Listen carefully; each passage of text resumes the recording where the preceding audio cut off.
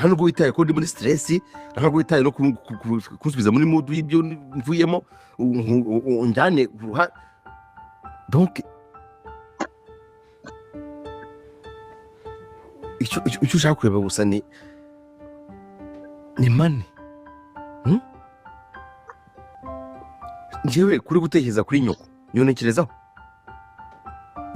bigeze kuri bumva ko ntabwo ukunda mubiki amafaranga ntiyenda kubaza stress ndimo uri kuzibona ntaho ndasaze umuntu isi yanyikaragiyeho nk'ubugira gatanu wari aho urumva ari burushinye gumbi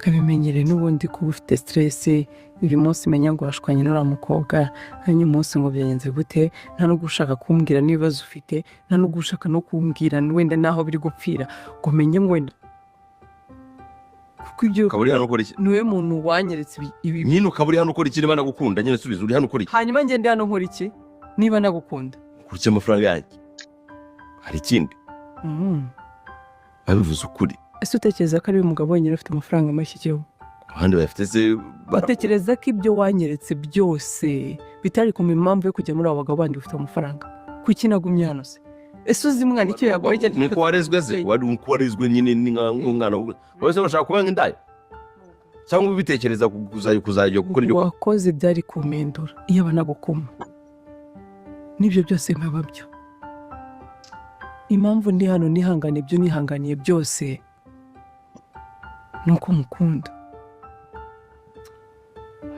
kandi mu byo mukundira nuko wita no kuri mama ariko ntabwo uzi ko ari wowe ukora urushinge kuko naje kubana nawe mu wanjye atararwara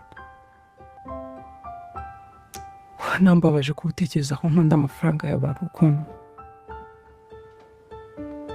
nese uba udafite stress wowe urareba ukabona uri the real G ubu ngubu rero happy. Why are you so happy like that?